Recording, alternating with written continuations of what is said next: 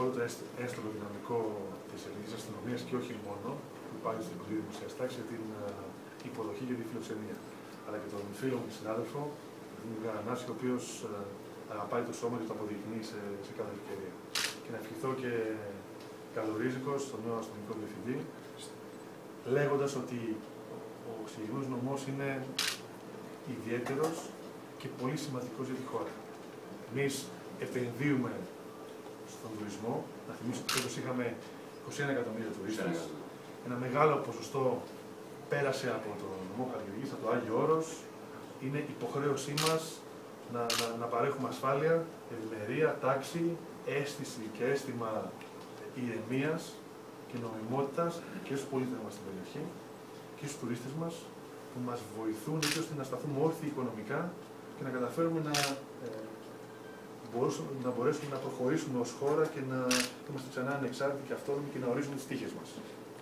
Άρα είναι πάρα πολύ σημαντικό το ντόπιο στοιχείο, οι κάτοικοι μας εδώ πέρα μαζί με τους τουρίστες να μπορούν να λειτουργούν εύρυθμα και αυτό να το ορίζει ποιος, η ελληνική αστυνομία, με αξιοπρέπεια, με σεβασμό στον πολίτη, με ανθρωπιά, με κοινωνικό πρόσωπο, αλλά θέλω να υπενθυμίσω σε όλους ότι η ελληνική αστυνομία είναι εδώ και για να εφαρμόσει τον νόμο. Τότε θα ήθελα να παραδείγω θερμά με την ευκαιρία που βρίσκομαι εδώ πέρα, όλους τους πολίτες, να δείξουν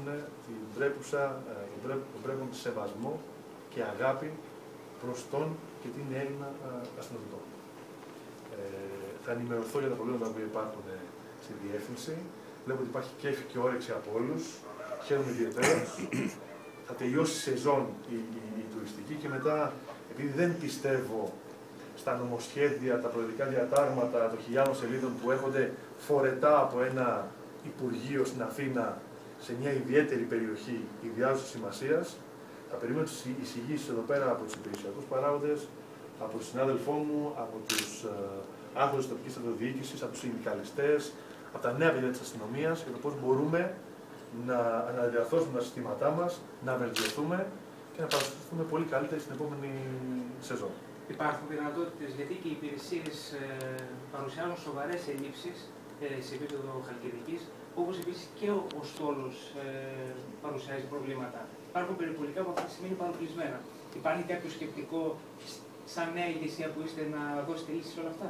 Ακούστε, επειδή είστε γενναίος άνθρωπος. Είναι πολύ σημειολογικό και σωστό να προσέχουμε την ελληνική γλώσσα. Σοβαρές ελλείψεις δεν υπάρχουν πουθενά. Ζούμε όμως ως ελληνική κοινωνία και ελληνική αστυνομία μέσα στην κρίση και είμαστε ρεαλιστές. Και αντιλαμβάνουμε τις δυνατότητες τις οποίες είχαμε.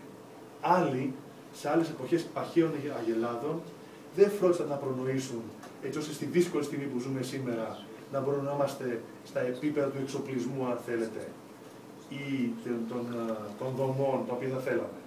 Όμως έχουμε πολύ μεγάλη πίστη στο έμψυχο δυναμικό μας. Και ξέρω ότι αυτά τα νέα παιδιά είναι αξιωματικοί, που είναι και πιο μόρφωμενοι και έχουν γαλογηθεί και μέσα στις δυσκολίες. Αποτελούν την ελπίδα αυτής της χώρας και μπορούν να αποτελούσουν και τα πρότυπά της επίσης. Και οφείλουμε μετά τη δυσκολία την οποία περάσαμε να ξανασηκωθούμε, να σταθούμε στα πόδια μας και να προσπαθήσουμε και να παλέψουμε για το καλύτερο.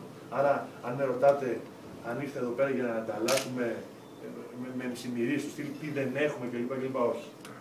Ήταν για να φροντίσω να δω ποιες είναι οι πρώτες ανάγκες, έτσι ώστε να μπορέσουμε άμεσα να αντικατασταθούν τα προβλήματα που υπάρχουν σε πιθανώς τεχνολογικά μέσα κλπ.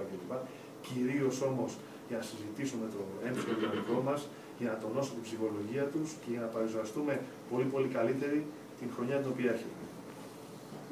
Ένα σχόλιο για τη ΔΕΚ θα μας κάνετε για τα συλλαλητήρια που διοργανώνονται για τον αστυνομικό πλοίο υπό τον οποίο θα χτυπήσει η καρδιά της πόλης. Πληροφορίες είχαμε για 3.500 με 4.000 αστυνομικούς στην ημέρα των εγγενείων. Είστε πάρα τις φίλες. Ευχαριστώ πολύ.